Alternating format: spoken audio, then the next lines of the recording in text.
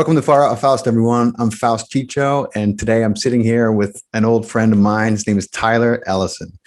Tyler is a Universal Healing Tao Instructor. He's also a certified Reiki practitioner and very, very soon to be acupuncturist. He's practiced shamanic healings from the Four Winds Institute, of which he studied while he was in Peru, but what he's perhaps most known as is his channeling ability. He's been a channel since 2014, and he channels a being named Riok from the Sassani civilization. He's been studying health, wellness, mysticism, and metaphysics since 2013, and he's been channeling since then as well. So, Tyler, my old friend, welcome to the show, dude. Thanks for beaming in, brother. Yeah. Thank you for having me. It's great to be here and great to see what you've created for yourself, man. I remember just getting advertisements for Far Out with Faust, and I was like, wait a minute, I know this guy. And then I started going into the archive, and I was like, he's getting like some great guests, man. So congrats on your success. Thanks, bro. Thanks. I appreciate that, man. Yeah, man. I mean, it just kind of came about, like, God, we were spending a good amount of time together, and then things got crazy with the world, and then just, how things kind of pivot quickly and things are born. So here I am. Yeah, man. It's great. It's great. You went into a great direction. I mean, it's awesome. Thanks, bro. So thanks for including me in the project. Yeah, man. I thought it was a perfect time to kind of bring you in. So and you have such a unique perspective. The way that you have studied a lot of Eastern philosophy and tradition is pretty unique among channels, and I speak to a few of them. Everybody knows that I have a very open heart for channels, and I love them. But I wanted to start off a little bit just so people have a background about you. Give people a little kind of idea of what your background, where you came from, and how you ended up doing this. Yeah, so I'll like go kind of way back. I guess I'll start at the kind of intro, but I guess from a young age had an attraction to Eastern stuff. I probably have like some East Asian past lives or something like this, but I remember just seeing cartoons with characters that were meditating, and I was like, I need to be doing that. Like, I didn't even know what they were doing. I just saw them in like a lotus posture chanting, and I was like, that is what I am supposed to be doing. And this was at like, I would say like 11. I like looked at that and I just knew. And I kind of started seeking ways to expand my consciousness, at a young age. And when you're young, like drugs is what is done to expand consciousness, So I just kind of started experimenting, and it, kind of got out of hand. And I know how that is. Yeah.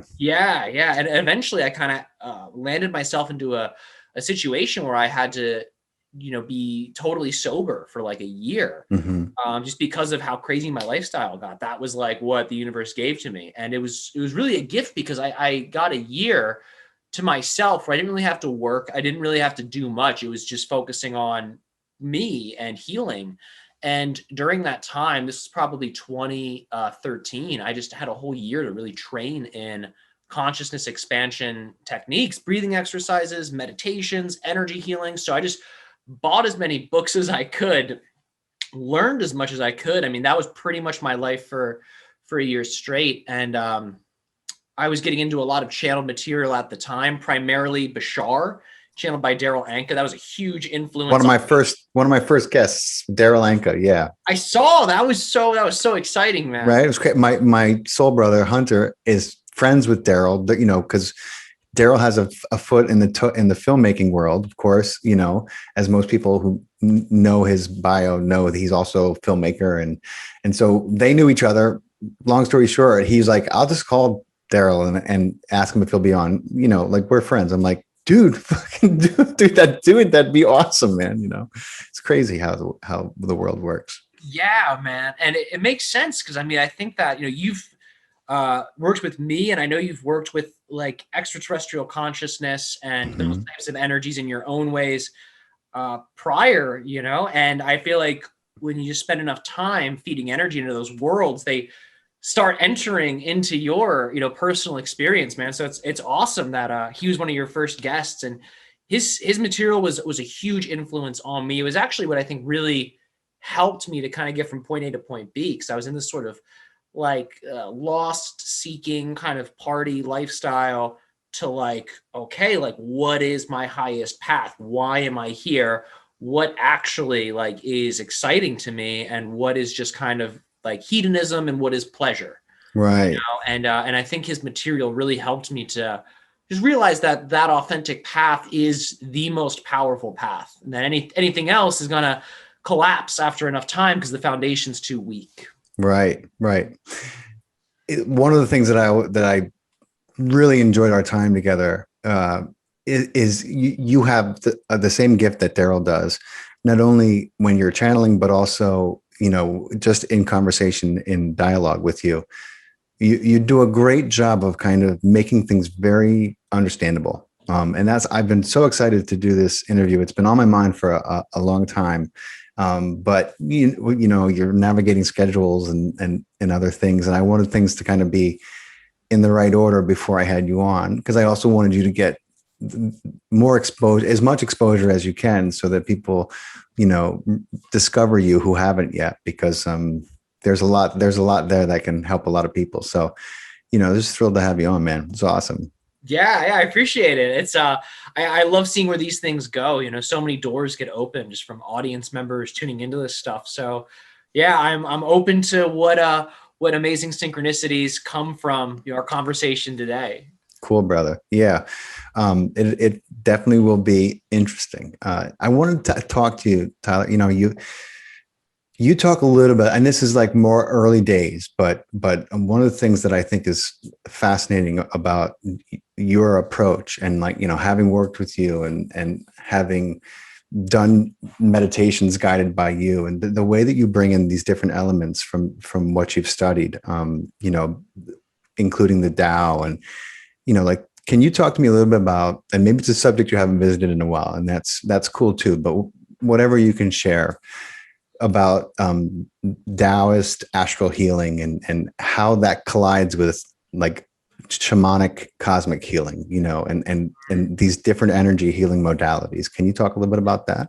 So pretty much all these different cultures, whether it's Eastern stuff, Western stuff, or sort of South American type stuff, it's all a different cultural lens designed to access the same fundamental things, which are the energies that make up the universe and make up not just the physical universe, but all these levels of spirit. So each culture has its own unique framework. They all have their own unique set of symbols and archetypes that are designed to help the practitioners in those systems access these different levels.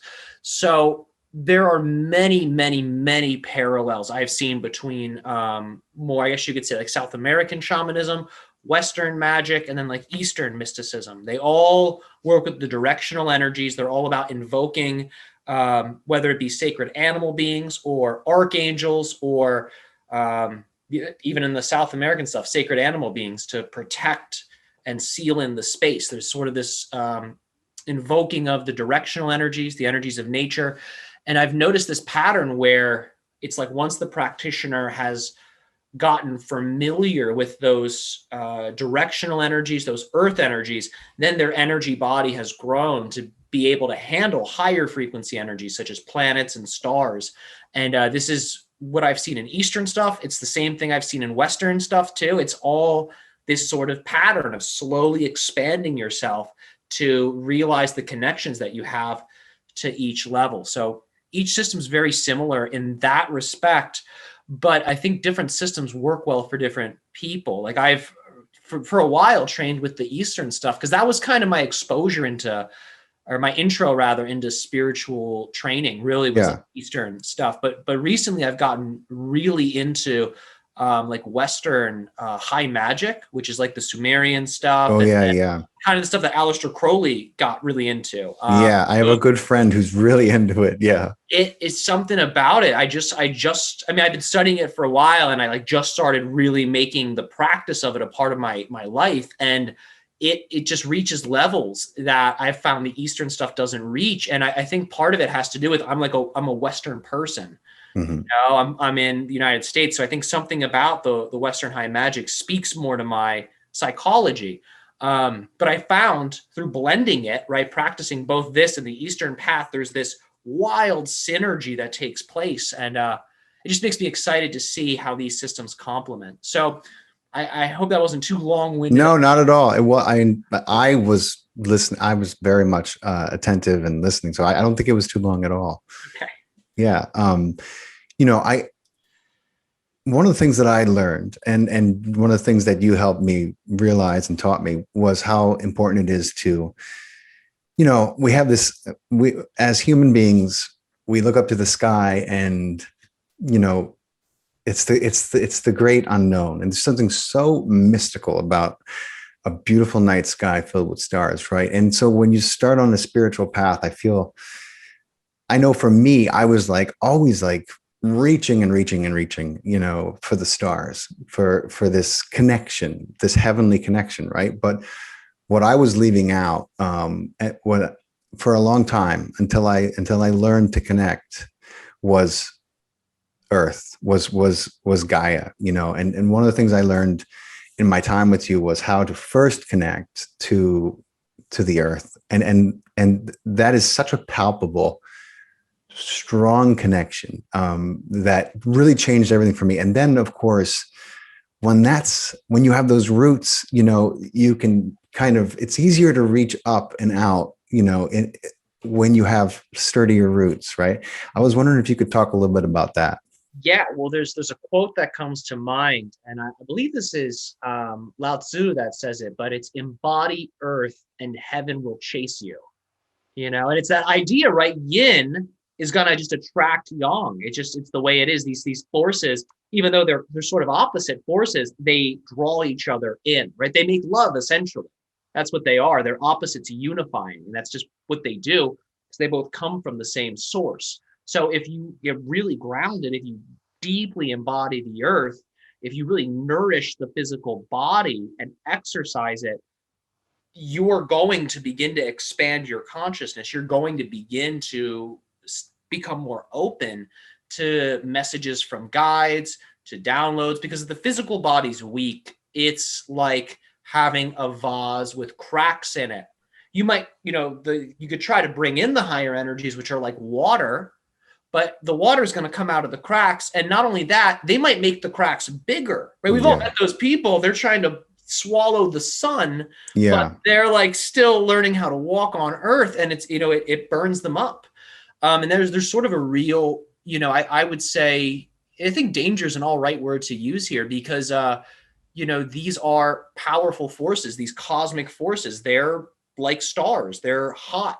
They're emitting psychic, radiation in a sense, and if a person doesn't have the yin structure, the yin foundation, those forces will burn them up. And it's a really interesting thing, because I think a lot of people have kind of a cute romantic idea about what the higher energies are. It's all love and it's all light, and it's absolutely yes. Yeah. Things are also forces of nature that have their own quality. It's like the root of a volcano is love, just like everything else. But on a superficial level, that thing is hot fire. You really got to have the right kind of armor on to get right. near You don't it. want to go barefoot into that. Exactly. So when you have the yin rooting and the yin strength, you can not only more easily attract these higher forces, but you can handle them. Yeah. You just, you don't want to get burned up, or go kind of crazy, because the Kundalini syndrome is a great example of that. Yeah. That's too much yang, and not only is it too much yang, channels aren't open, so it doesn't flow, and it just builds up in the head, and it's and then you're literally going to wish that that you had some outlet, because you feel like you need to ground this energy somehow, some way. That's a perfect example of kind of, what happens when you, and I feel like, look, it's okay, because it's, the image of a baby eagle, on the branch, just getting ready to take wing for the first time. and you know, days and days it's there, and it's, you know, it's getting ready. And then if eventually it's gonna spread its wings and it's gonna try, you know. And maybe it's not a perfect success, but it's going to survive most of the time. It's going to, you know, be unscathed for the most part, even if it's not a perfect flight and it ends up being a crash landing, which I think we've all had a few crash landings in our time. You know, I mean, metaphorically speaking, not literally crash landing, but, you know, we all learned to walk, and we fell. You know, we had to fall to learn to walk. So I hope we're not discouraging people who are listening to this to going for it. But hopefully we're preparing them and helping them see the most expedient route to go for it, because you can, if you navigate the right way, you get there quicker than if you're just like, no, I just want, you know, you want the top rung of the ladder without climbing the ladder, you know. Mm-hmm. I don't know if that helps or not, but I don't want to discourage people or scare them from.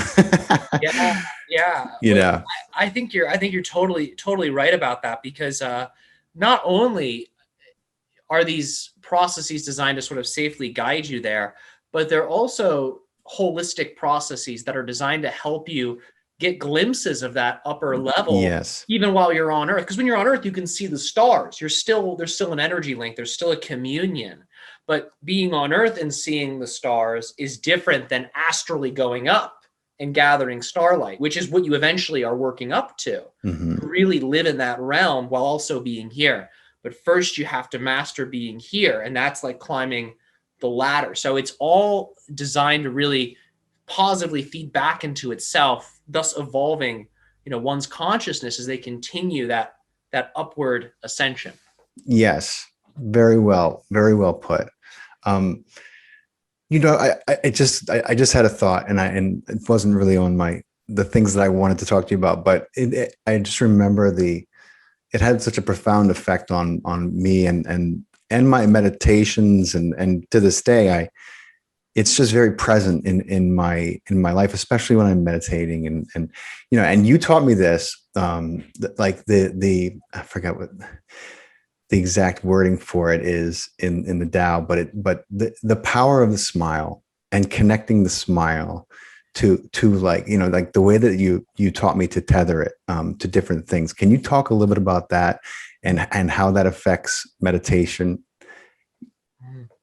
Yeah. So the smile has a few different levels, but the premise is the inner smile practice is based in the energy of acceptance, appreciation, and love. So the key is to form a physical smile on your face, which is going to tell your body and your nervous system something good's happening, right? So that's going to naturally start to open the heart. It's going to make you more relaxed, and it starts to make the body eager. It starts looking forward to whatever it is you're doing, because you're telling it, hey, this is a good thing. This is a positive thing we're experiencing.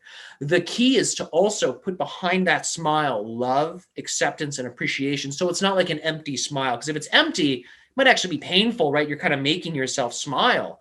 But if you put those energies behind it, like we all know love, we all know acceptance, and we all know appreciation. Even if we only know it a tiny amount, we're familiar with these qualities enough where once you start breathing those qualities in and smiling to them, now that energy is becoming full body, and you can start to direct that smile to different parts of your body.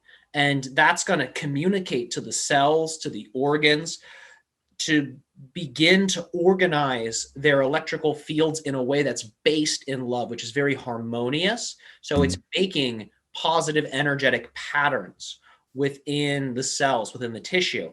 And we can do that to physical things, right? Mm-hmm. Like inside of us, these structures, these cells, these organs, but you can also do that to feelings. You know, That's you right. can breathe that into a feeling. You can breathe that into a thought, but also with another person, right? You could just beam that at people. And it's quite beautiful, because It is, yeah. you know, people start to feel more love and attention just through being exposed to that energy. So it's a really nice way to just make a healthy bridge between yourself and these other realities, be it an internal or external one.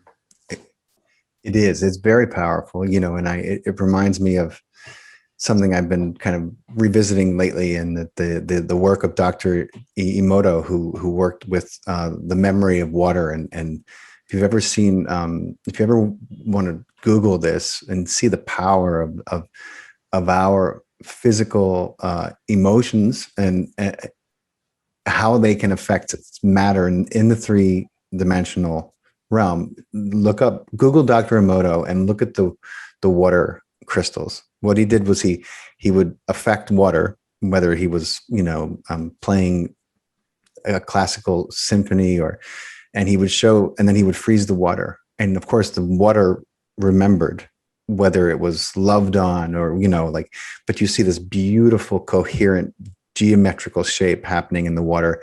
And so if you think about our bodies and how much water they consist of, you start to realize the effect that you can have on your own body and on someone else's body using these different techniques, to heal, to affect an outcome. I mean, you're literally affecting the physical structure of this thing, whether it's a plant or a loved one. It's the opportunity is there, but it just made me think of that.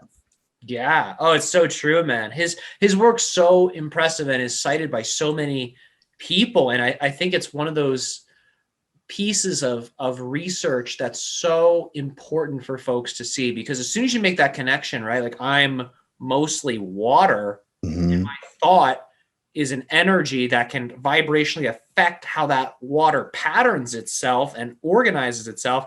Then all of a sudden, your energy becomes a really significant thing, and it becomes a really big part of your health, which I think is an amazing thing to be aware of, because a lot of folks, even like very healthy, health conscious people, they kind of don't always see that energy component. But as soon as this research starts to reach more of those people, I think what health is becomes something that's so much more holistic. Yeah. And really deep healings can take place with all those pieces put together.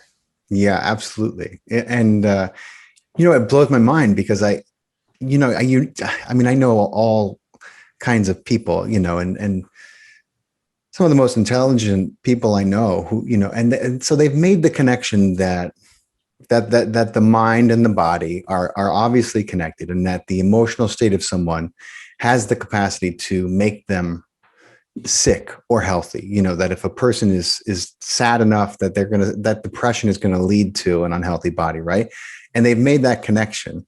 But even when they read the work of like someone like Dr. Emoto, or you have some of the most trailblazing, amazing doctors, putting out incredible, scientific research today, like what Bruce Lipton has come forward with, and Dr. Joe Dispenza, and I mean, even Greg Braden, who's not a doctor, has pulled together so many resources to showcase how, the physical, tangible evidence of the effect that we can have.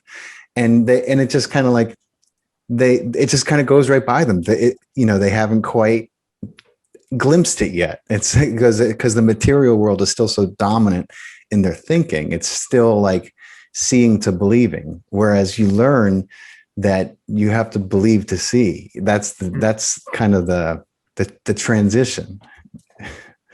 Yeah, exactly. I always recommend that people develop some kind of relationship to subtle energy, some kind of practice where they're working it. Just like you work out your muscles or you work out your brain, you also want to work out your energy sensitivity each day, because the more attention you put into that awareness, the more real it becomes. And at a certain point, you wake up and you say, this whole world is energy.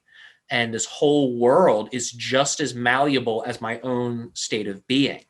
And that's when, things really take off. That's when all of a sudden you're like a child again, and you realize your imagination is being projected all around you and inside of you constantly. And now it's like, okay, what do I want to create? Because everything's on the table. And I really think it's that energy awareness that helps people kind of bypass the material conditioning, because that's all a belief, it's just an idea. It is. Yeah, and we're rooted in it in more than one way. It's not like, this is obviously like, this is the norm. It's not, I always think that the first thing that I would do if I was in charge would be to completely rearrange the schooling system so that children can grow up understanding this as the first and foremost thing. Before, I mean, yeah, reading and writing is important and we want them to be able to communicate, but it's like these concepts, I think you could change the world in a generation if you start teaching young people these concepts from a young age. And I'm trying to teach my children, it's tough because they're in a traditional school system for the most part. And, but God, it's like, if people began to understand this, how the world would transform, it is mind blowing. Yeah. And I think we're getting there. I think that younger generations are way open to this stuff. And in a certain way, I feel like they're already kind of tuned into it more than the generations before them were. And I think at a certain point, this information is not going to be kind of this like fringy thing. I think it's going to spread. Oh, yeah.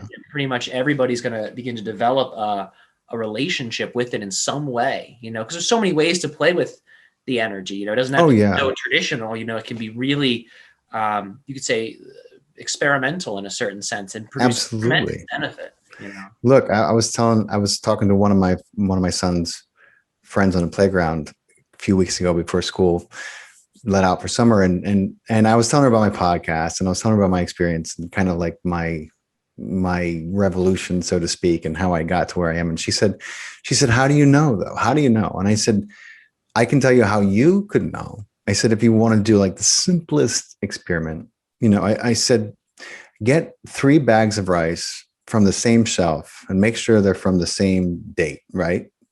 And put each bag of rice into its own separate bowl, right? And then make sure that you can seal each and every bag the exact same way in the bowl, right? I forgot I don't think you have to cook it or not. I don't think it needs to be cooked, but it's been a while since I looked at the actual, but I said, and then spend 5 minutes every night with each bowl. Spend 5 minutes loving the one bowl, but really, open your heart and really do it. Like whatever you need to do to this bowl to love it, just for 5 minutes, talk to it, love it, kiss it, do whatever you want to it, but really love it. I said, and then leave the middle bowl completely alone.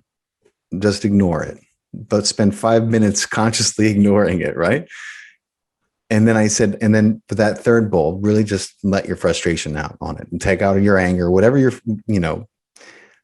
that's usually not a problem for people. They can let go with all that. And I said, look at the result of those bowls after just 2 weeks. And you tell me what you see, because what you're going to find is that bowl that you loved on is like preserved. It's like, I mean, you can barely tell that it's aged, right?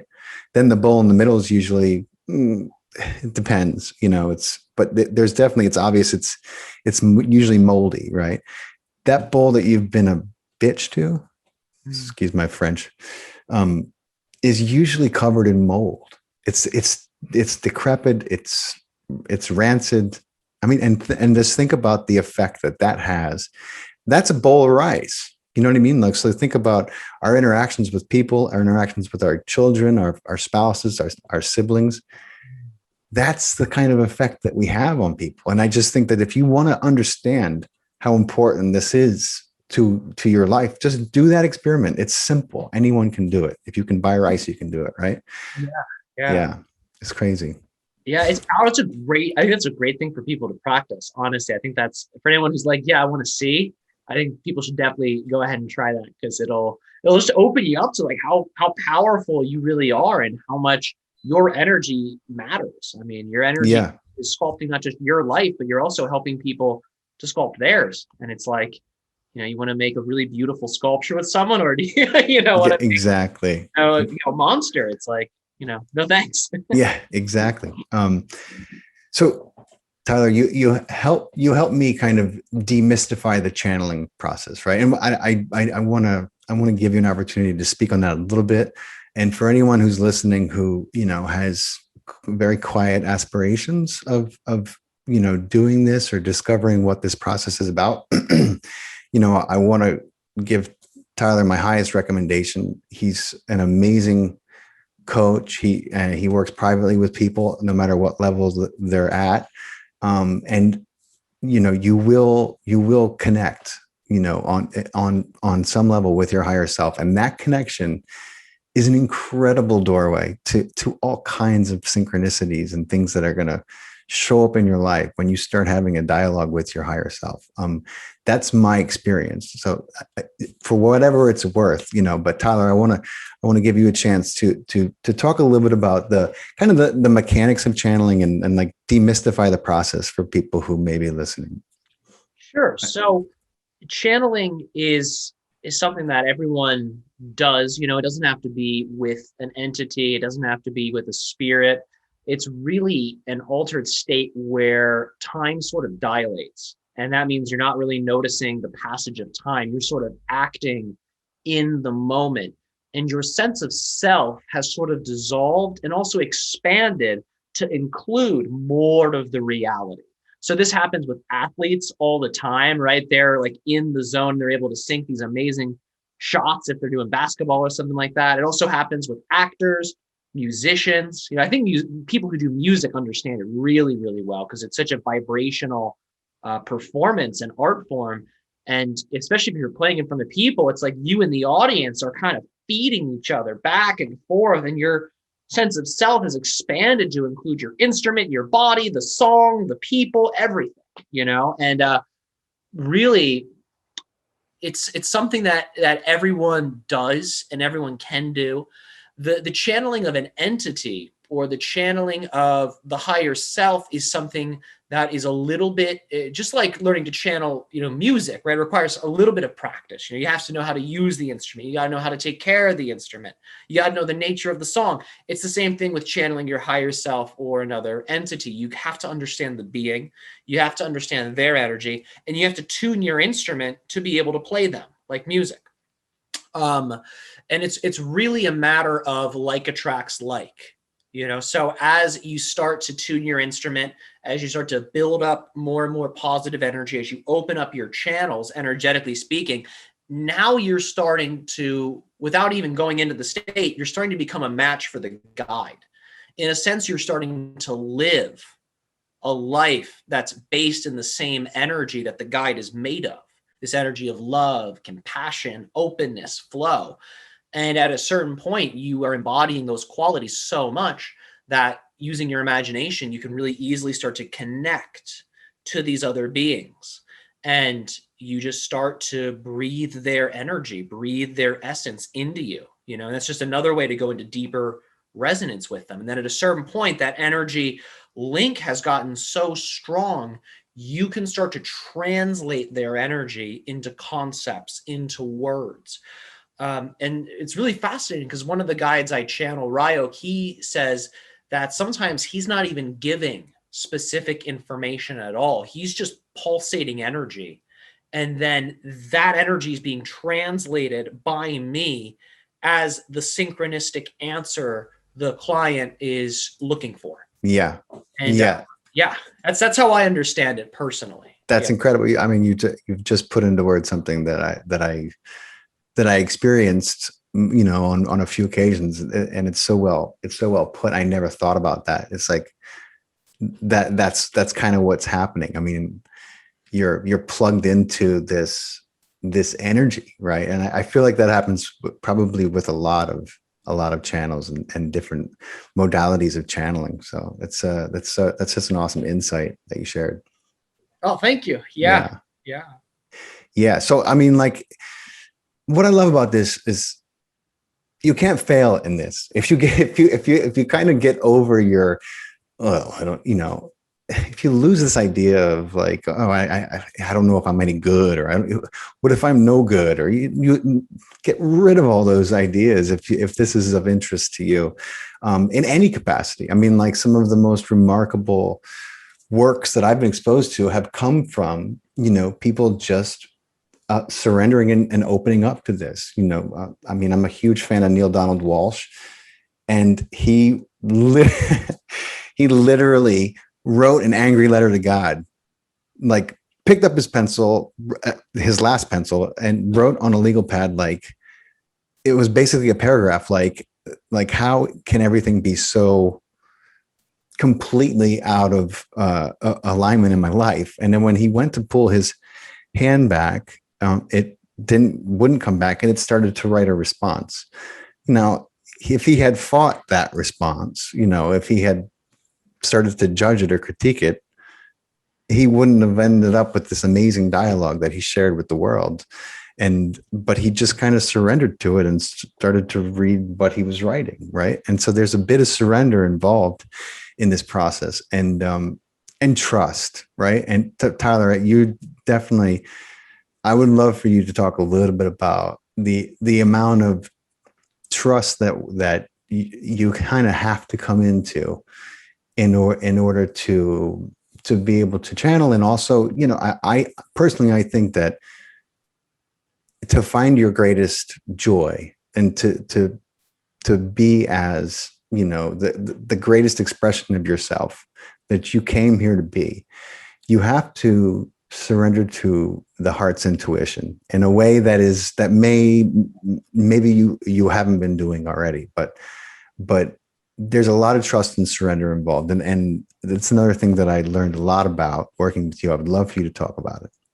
Yeah, well, I think that trust and surrender are really important, not just for, channeling beings or the higher self, but also just for living life, because the ego has only so much control. It has very limited amounts of control. And when the ego attempts to control these bigger things outside of its control room, it's gonna fail and get frustrated because it's trying to do something it's not designed to do. And fortunately, we are more than just an ego, right? We're more than just a physical personality. We are, also a body. We are also an aura. We are also a collective being that's expressing as like many different incarnations. There's so many levels to us. And there's that idea that I know science talks about a lot, and there's a lot of truth to it. The idea of entropy, like left alone, things will go to chaos, and I think there's some truth there, right? If there's really no, influence into a certain world, if no energy is being fed in, things might get chaotic. But with our own consciousness, that's not necessarily how it works. When we start to let go of the ego, because everything around you and within you is you start to fall into more of yourself. It's like you're letting go of this object you're holding on to with both hands so tightly. You let go of it, and now all of a sudden you find your hands are open, and a more beautiful, a bigger energy is now falling into your hands. And that's what's happening when we are surrendering. We're letting go of this limited egoic sense of control, and we're opening up to receive more of ourselves. And in order to really surrender like that and to let go of that kung fu grip, you have to have that trust that you have your own back on every level. You really have to trust in life, and you have to see life as something that's investing in you, something that loves you, something that cares about you, because you are life. I'm talking about it like it's something outside of you, but you are that thing. And the trust comes in many different ways. I mean, some people get there just because they're born with that belief. They just somehow know that, that's a rare thing, I think, but yeah. Some people, sure. Yep. Some people, that's one way. Some people, they read about it and it resonates with them, or they have parents that instill it into them. There's so many ways people get there, but it's important that a person really believes they are supported in that way, and just at their own pace begins to let go more and more and more. Yeah. And as you let go through that trust and surrender, you're going to receive. And what's fascinating about this, the paradox of this is, and it's like, the paradox is a nightmare for a materialist, because as you will continue to experience this concept that you have of your life, so if everything is happening to you, and you just feel like a ping pong ball, and it's like everything is someone else's fault and out of your control. You're going to continue to experience that. But as you kind of in a way take the reins, to let go of the reins, and recontextualize your life, to realize that you are the creator, you are supported, and that everything that's happening to you has to and can only happen to you for your greatest good, for your highest evolution, even if it doesn't feel like it. You're going to start to experience that more and more and more, and you're going to start to receive that and see that show up in your life. That's what I notice in my experience over the last 5 years. And it's like, but I see people who are like, they just don't believe it. And so of course they continue to experience this other version of reality that they believe, because that's how powerful we are. And then, but that's the paradox. It's an incredible one. Yeah, every version's available, right? And it's like the narrative that we're feeding into is going to give us an experience that just validates the narrative even more. So it's I think a big thing I love, especially in Zen thought, is that idea of just I don't know. Which is such a humble perspective to say, yeah, I have no idea. I just don't know. And I think the reason that's so powerful is that's just going to eradicate any narrative. Like any pessimistic, narcissistic, self-defeating narrative someone's holding on to, like, I'm a victim, or this life's bad, or I'm bad, all of that. When you just go into, I really have no idea, then all of a sudden it's like blank slate. And now you're open. You've just, through that, I don't know, you've humbled yourself. Now your hands are open again. And now all of a sudden you can start to receive some of these other things, and you can begin to accept a new story, right? That's bigger in every way than that negative, limiting narrative that everything sucks. Yes. Even that, I mean, look, it's like you got to crawl before you walk, and you're never going to be able to create beyond your imagination, beyond what you can truly believe. And so that, that's why there's all these steps to getting to this place, but you got to take the first one. You got to let, the Kung Fu grip has to loosen, even if it loosens one finger at a time, it has to loosen, if you're going to find that flow, that joy in life, because Kung Fu grip is great and it's important, especially when you're Kung Fuing, but it's also, it takes a lot of energy to maintain, and it was never meant to be maintained. So yeah, I'm a big fan of Kung Fu, but yeah, it's like, maybe, don't do martial arts on yourself. Yeah, you don't need to. It's true. I know that you're pretty much completely unplugged from mainstream and these news outlets, and I am for the most part too. I see kind of I kind of plugged into what's being said about UFOs and that whole show, and especially with the ramping up of disclosure. And I was just wondering what your opinion on it was, and if you've heard the rumors about what's happening, and with some of the disclosure elements being dripped out, and what your opinion was on it. Yeah. So I have let me put it this way. I have like a lot of ideas on like what is happening. Ryok's given me a lot of perspective on it too. And his perspective on the disclosure thing is kind of his perspective on what the kind of COVID narrative was too, which is pretty much this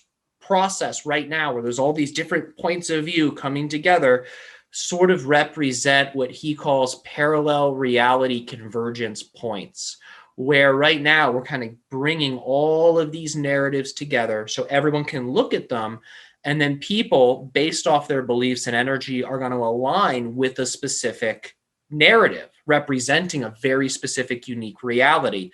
And as they feed into that narrative more and more, that's going to be the kind of world they create. And it's sort of this period of convergence which ultimately then becomes a period of expansion, and all these different realities and timelines that are being fed by people then receive more life and become their own unique types of reality. So I think there are versions of the ET thing that are being psyoped for sure.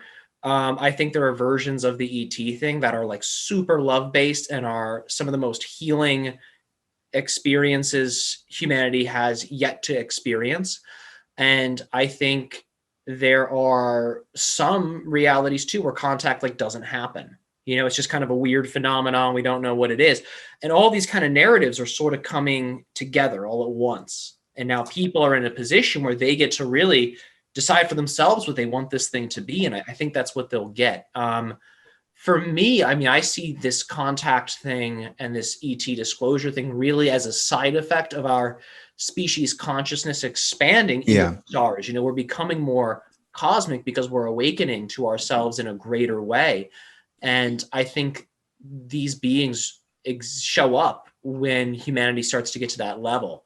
And I think that's why we've existed with these beings before in earlier periods of history. I mean, there's a lot of archaeological evidence that suggests our early ancestors like lived with these beings and traded with these beings. And, you know, it takes a very, you know, cosmic conscious awareness to be able to maintain that kind of relationship with these extra dimensionals. So we're starting to get back there. And now they're showing up again to reflect back to us that alignment within ourselves. You know, they're not just showing up to stop us from detonating nukes on the moon, but they're also showing up. It's so funny when I think about that. And, you know, there's that famous video of that commander who they were launching a rocket and they were going to try to like put a nuke on the moon and just to see what would happen. I mean, it's a terrible idea. I know, so bad. You know, like incredibly destructive.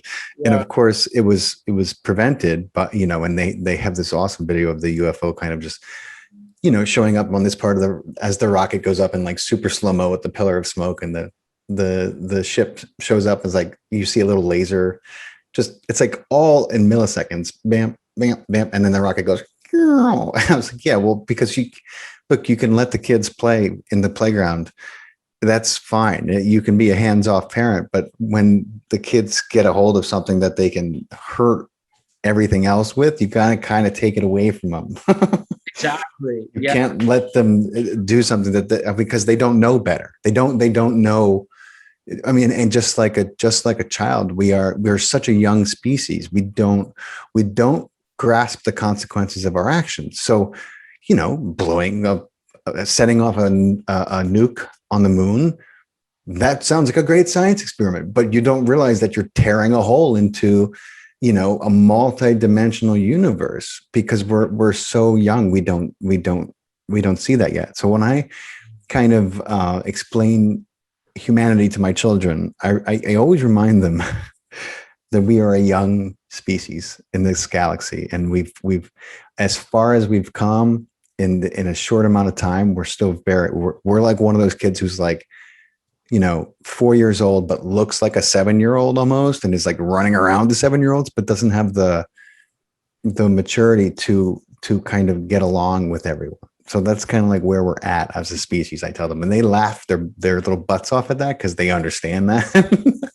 you know. But yeah, man, I agree with you though. I think that I mean, I know the best is yet to come, and but this is a perfect segue into our origin story, which I wanted to ask you about anyway. You know, I have a lot of ideas and theories, but I wanted to hear what you've learned in your channeling and in your experiences in connecting about, you know, our origin story. And this, you know, I always wonder how much of our DNA that was in place had already been seeded in one way, shape, or form, and was then kind of sped up by what people know as the Anunnaki, and you know, because we know there was a presence already on Earth, and it was you know, more than one species. At least that's kind of what I understand. And I was wondering, like, what's your take on it? What do you understand about it? So I know my guide, he's brought through some perspectives on this that sort of really align with that idea of extraterrestrial intervention, extraterrestrials sort of manipulating DNA to give rise to our species. And I think that's really valid. And I think that could definitely be accurate. And I kind of lean in that direction personally. I mean, that's my hunch with why we are kind of why we are, we are very animalistic in a lot of ways, but we are also so cosmically oriented. We're so like magical in a way that is sort of beyond what we see with just animals. Animals are magical on these sort of spirit levels, but on the physical level, for them, it's very much, eat, survive, reproduce. Yeah. For us, it's like, eat, survive, reproduce, and also, what is the meaning of this? What is my desire to expand and explore, and who am I? And there's so much about us that I think is just so cosmic and so different than normal things that are of this place. So I think extraterrestrial intervention may be something that's kind of responsible for that level of consciousness. A nice theory I heard that I really love is the idea that humans were originally energy beings. Rudolf Steiner talks about this, and just over time, humanity just densified itself until it became physical, almost like we were these sort of astral spirit beings. And just through our collective will and intention, solidified ourselves more and more and more, and gained access to this physical world. And then over time forgot about that astral origin. I thought that was a really cool take on it, because as I channel ETs, and I love ETs, and I find just with this obsession with ETs, everything's becoming now the result of extraterrestrial intervention. Where did this temple come from? Where did this pyramid come from? It's like aliens. And it's like, yes, quite possibly. Right. What are some of the other options? So I'm also a fan of sort of these human-centric explanations for how and why we got here. And I hold the openness in myself to just say, I'm not exactly sure why. My guide says one thing, these other teachers say these other things. Who knows what it is? Maybe it's a blend. And I like having that openness, because it allows for me to stay open to different channels of information, so I can continue to grow my knowledge and understanding. But that's sort of where I'm at with it. I think it could be a blend of both humanity sort of densifying itself from the energy realm, and also, who knows, maybe extraterrestrials helped along the way with that. Could be both of these things. I think there's absolutely a lot of validity to what you're saying about what you heard, about densifying, because I feel like when a higher dimensional species wants to come, and cross dimensions of time and space, and to make a physical appearance on Earth, that they're of the consciousness and density that they can materialize the physical elements that they need to do that, whether that be a ship or a body, that they've got to the point in this masterful creatorship that they are, that they can create what they need to do what they are called to do. And like when I think about like the Arcturians and how far along they are and how old they are, if you're looking at them in kind of linear chronological time as a species, and the kind of access they have to technology and consciousness blended, it makes me think like, well, so of course, like there has to be an element that, and like, so when a soul comes down and it's solidified, there's obviously a densification process. So you can't get here to this planet, right, without there being a densification process. You can, but you won't. Not most people aren't going to be able to see you. Exactly. Yeah. I just gotta find some human who's like astral projecting and be like, I'm over here, Exactly. You got to find Dr. Strange or something like that. Yeah. Or like a very powerful medium who can see you or hear you. But it's there's so many there. And you know what? I often think like, the truths, that all these theories, but that they don't come from just anywhere. That there's probably, that the truth is probably this blend of things that, you know, it's hard to put our finger on because there's so many versions of reality that we're coming from, right? Like, and that kind of like helps me understand, like, well, it could be true for that person. They could be coming from a completely different, version of Earth than you, which really throws things for a loop. But you mentioned kind of the chaos of 2020 with what happened and everything, and I found it fascinating the way you related that to kind of what's happening with the UFOs. So here we are on the other side of it, 2021, 6 months in, and what do you think? What do you think we've learned after that year? What would you say is the biggest takeaway for humanity, in your opinion? It's interesting because everyone's so different. So many people are going to have their own takeaways. For some folks, probably not a whole lot changed. For some folks, I think they realize, I don't, want to sacrifice my life for money. I think that was a big recognition a lot of people had. I don't feel like working at this job I don't like. I don't feel like, putting up with this commute. And I think a lot of people really recognize that there's many other ways to be independent and successful and autonomous without having to work at some job that you really despise. I think a lot of people woke up to that. I think a lot of people also really began to appreciate the little things, just having a family, having a community, having friends, having a network, because, it's like when the external world kind of shuts down, you are sort of left with the energy you've cultivated, the relationships you've built, and whatever infrastructure you've made for yourself. And I think a lot of people who have been living in alignment and who have really been, cultivating goodness in their lives really got an opportunity to see why that's so important and really got to kind of bask in that. And I think a lot of people, when this whole thing happened, were kind of, who weren't doing that, were sort of faced with the recognition of, oh, wow, like there's a lot in my life I could really improve upon. I think for a lot of folks, it was a big wake up call to begin to just create more consciously and in a way that represents more of, you could say, their purpose or their will or their destiny, because that will, support you, I think, much more than any job you don't like. Oh, absolutely. It might give you money, but money's a good ingredient, but it's not the only ingredient, Yeah. And no amount of money will ever buy you happiness, or this inner serenity and content.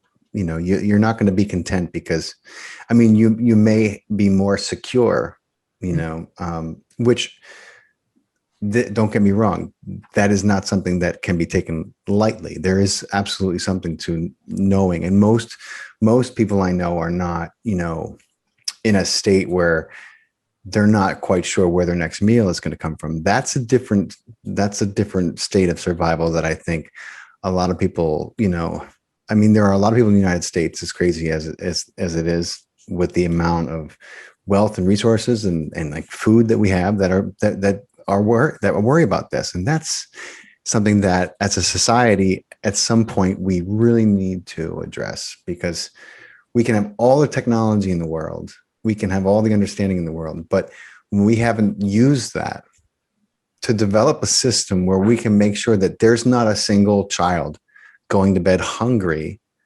every night. What are we doing? You know what I mean? It's like, we have these bodies and we have to nourish them. So we know that.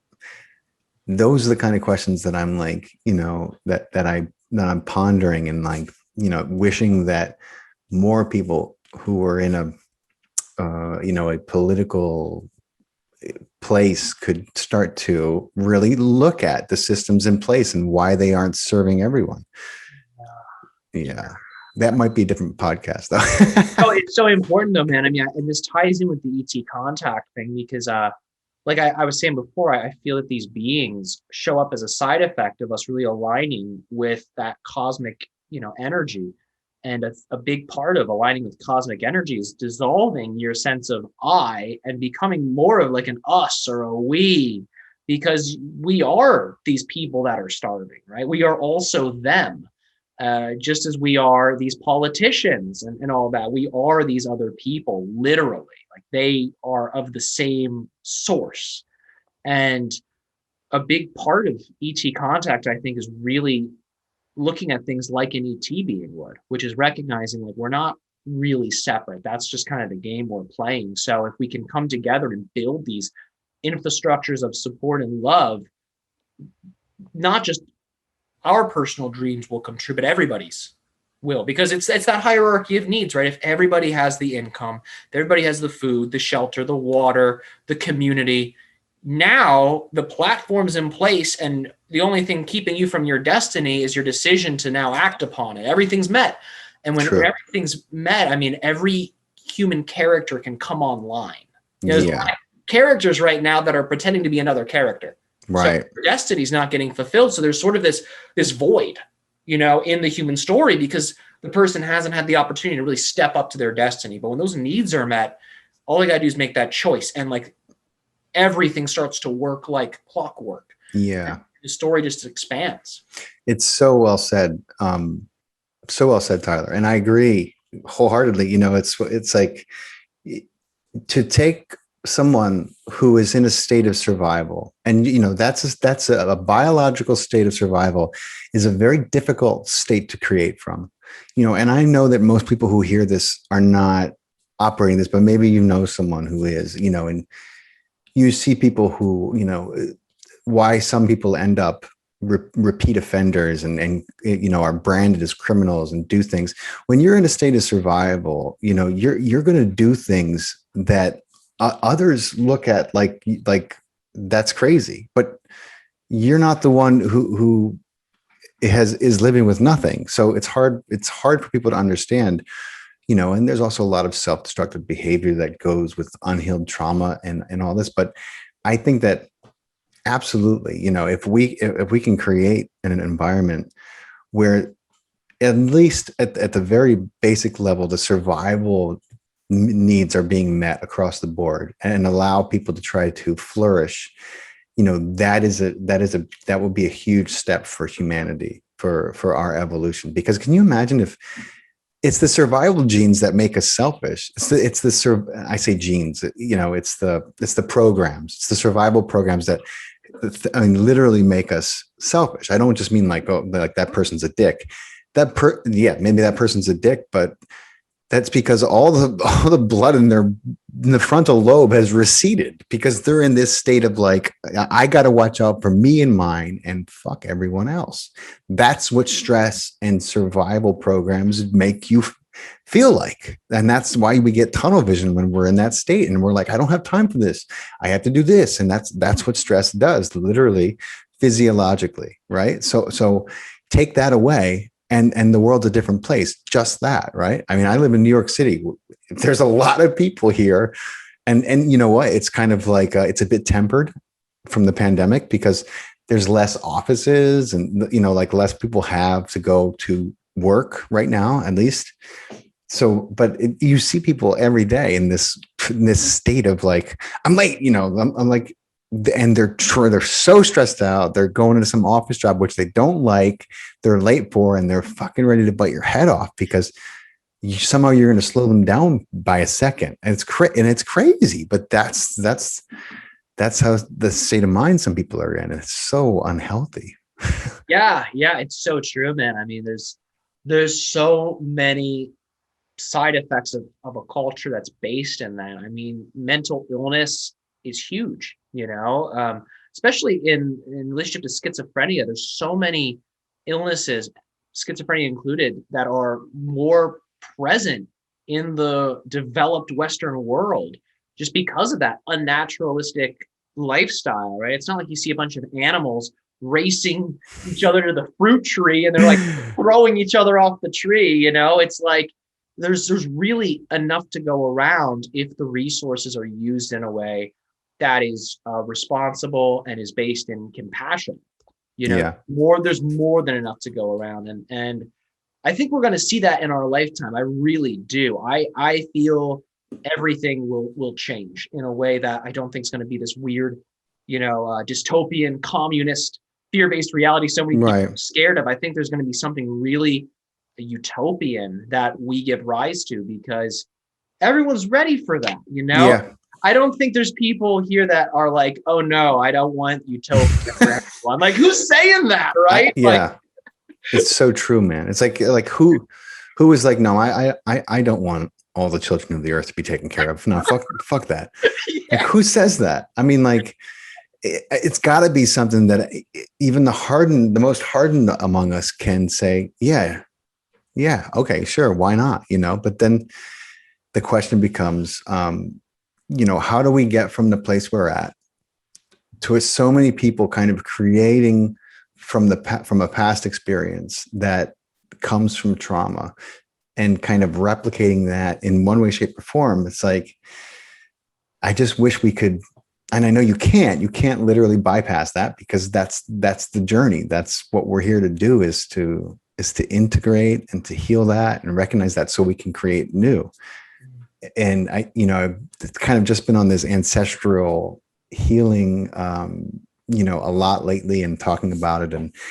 And I just imagine, like, somebody said something profound to me. They were like, the human race is creating from a place of trauma, instead of understanding that every moment is there to create a new. And I was like, oh my God, that, I just kind of was hit by the profundity of that statement, and kind of the exponential truth of it when you think about, the humans on the planet, and how many of them don't realize that we, if left to our own devices, will create and what's the word?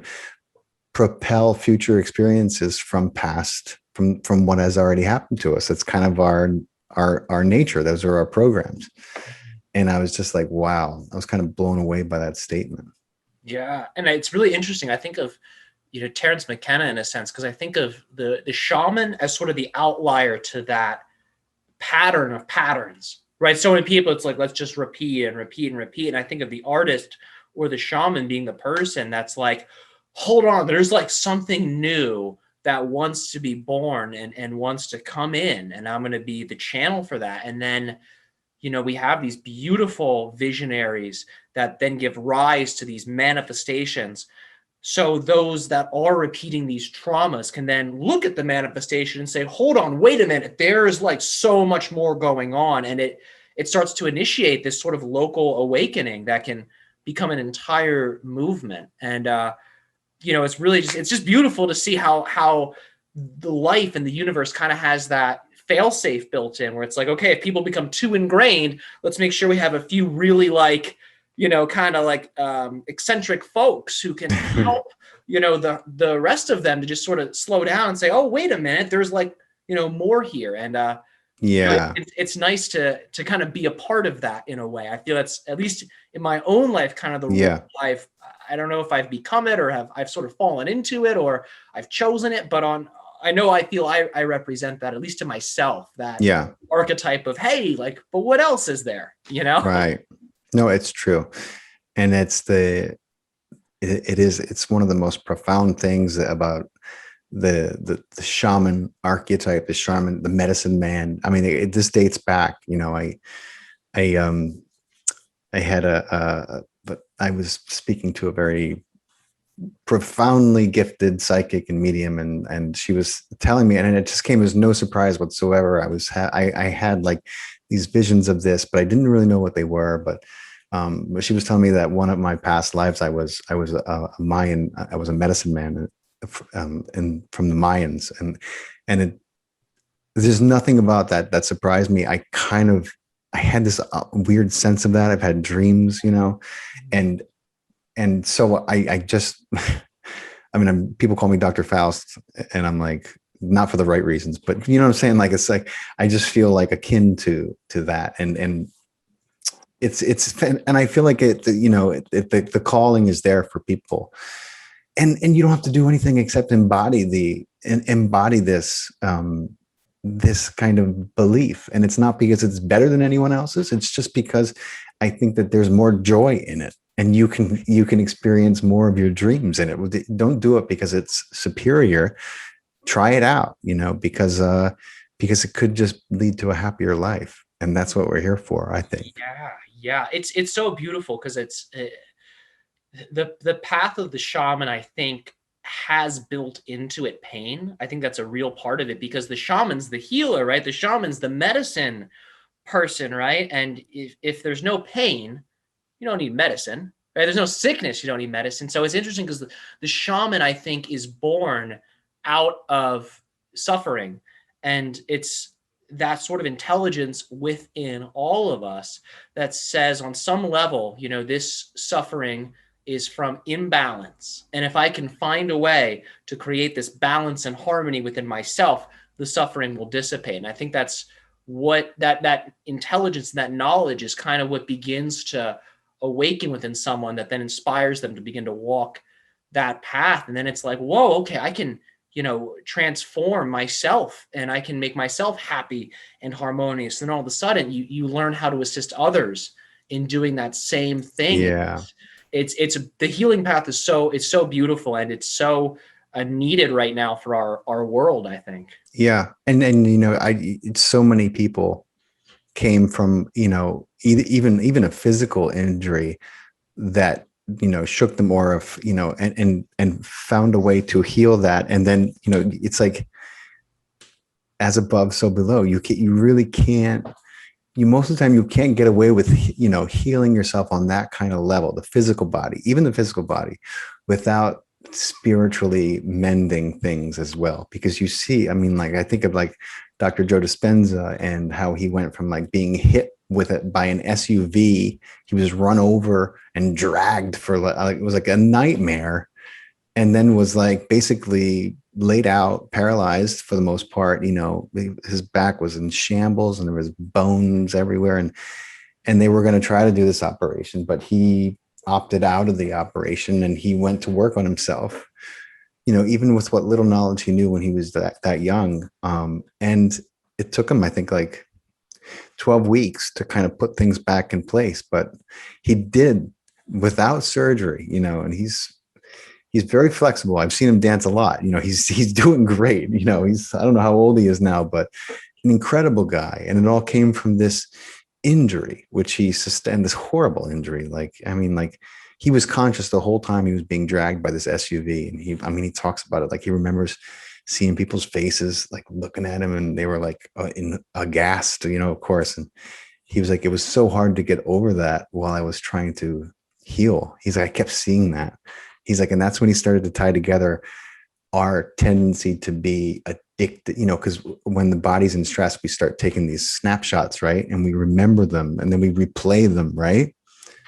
It's like this weird survival programs that we have. And he was like, hey, I realized I had to get over those programs. And that was kind of the foundation of his work and how he ended up becoming the Dr. Joe that is kind of now so popular, or at least becoming more and more mainstream now, cool, yeah. Which is cool. I didn't know that story about him. That's so powerful. And it's so in alignment with what we were saying. It's literally the healer, the healer in his awakening. And now I know he's helping so many people heal themselves and transform. And it's beautiful, man. It's beautiful when folks who have those experiences really start to grow, and then more people learn, that science, because it is its own form of science. There's absolutely method and a way, it's a healing, and it's great to see that information now reaching more people. Yeah. And what's cool about it? The lure is science. And Dr. Joe he's a science nut. I literally just got an email from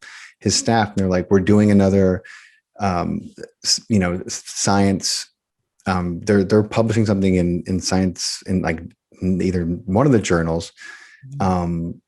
And it's crazy. Like, they're testing the blood of meditators and exposing them to, you can't expose them to literal COVID, but you can use the replica version that is that you're allowed to use.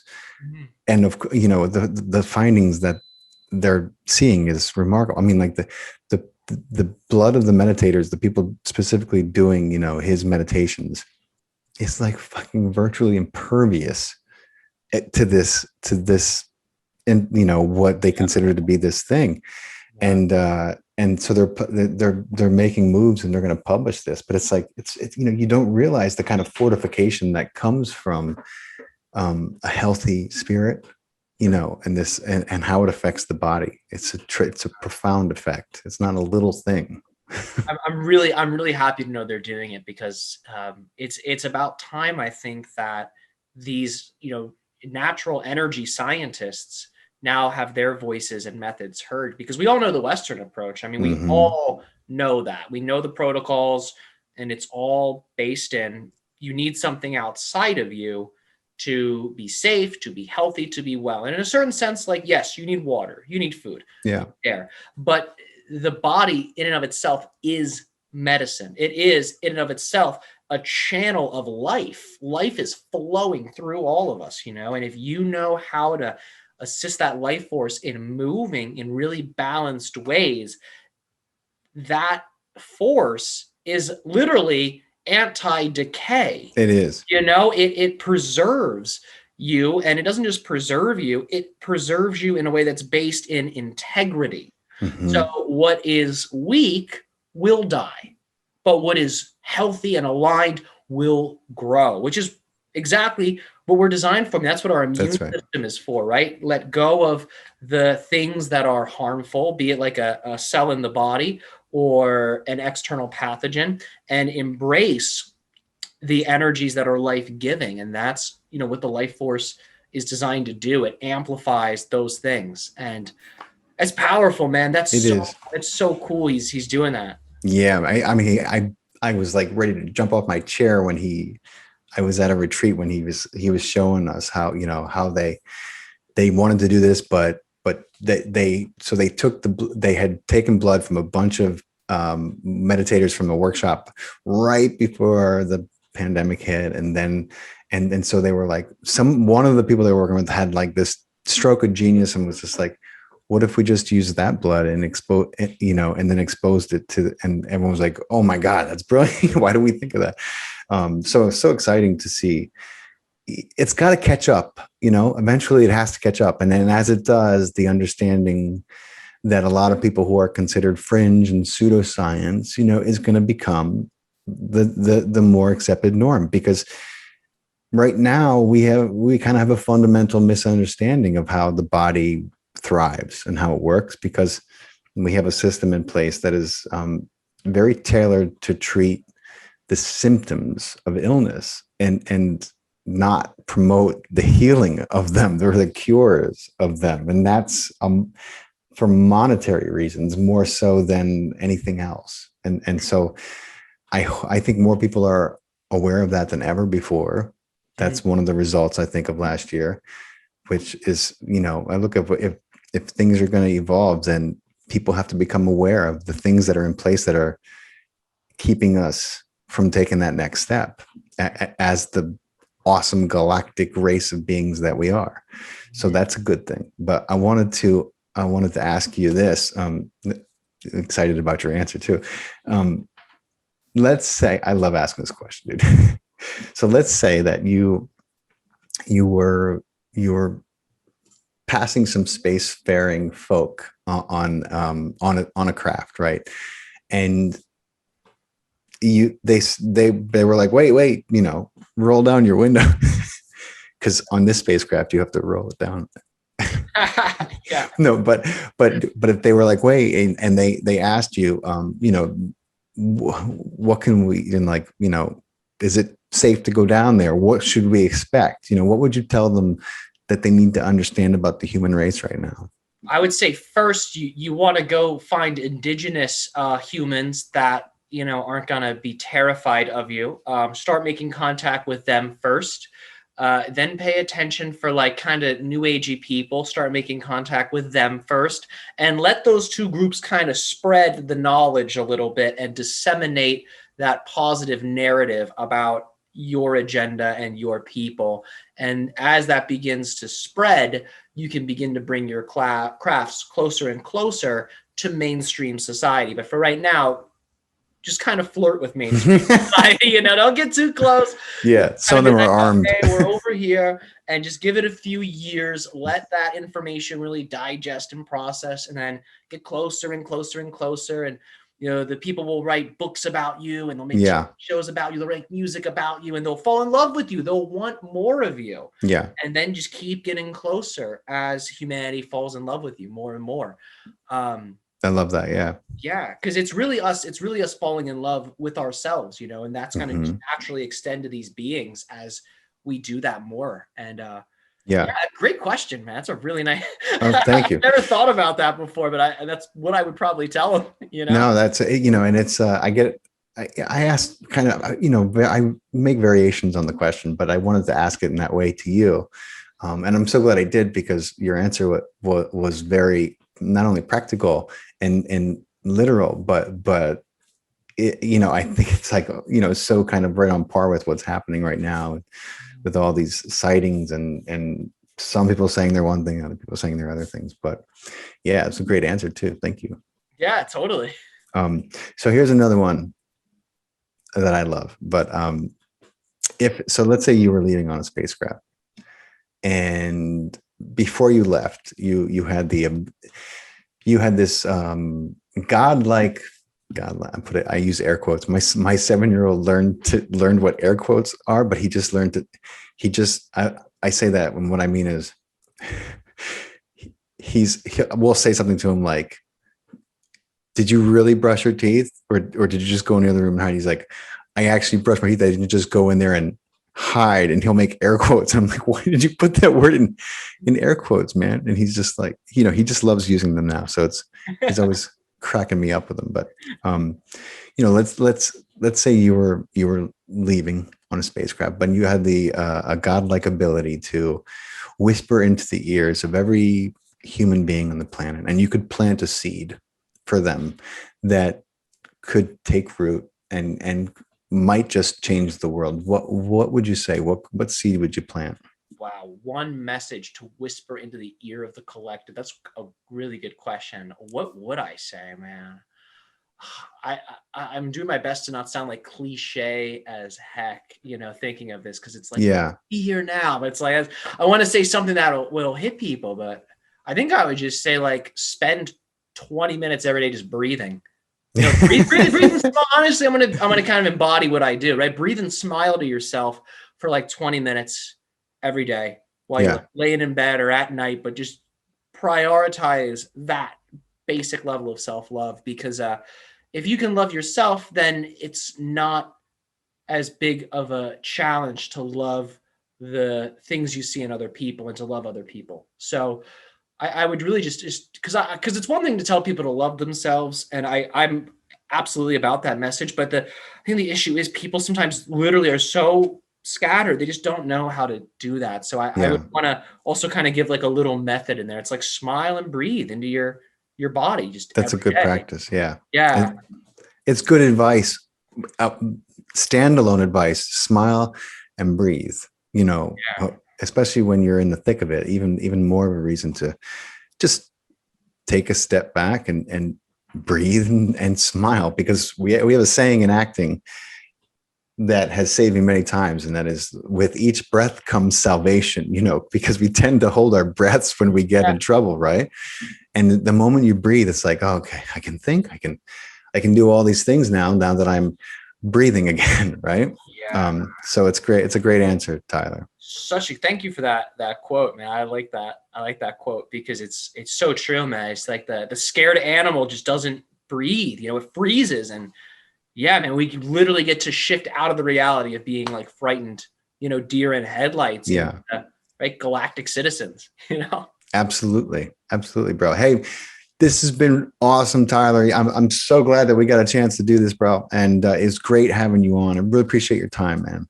Yeah, absolutely. This was a really fun conversation. I feel really excited. I'm pumped to just kind of take this momentum and grow it in a lot of ways, man. I absolutely, brother. Thank you for having me on. This was great. Dude. It's always, dude, we always have fun talking, and it's always a pleasure. So, you know, we'll do it again someday for sure. I wish you the best. I'll be in touch with you, let you know when we're going to have this ready to go, and we'll talk soon, brother. Yeah, sounds great. Sounds great. Thanks again, Tyler. Take care, man. Yep, you too.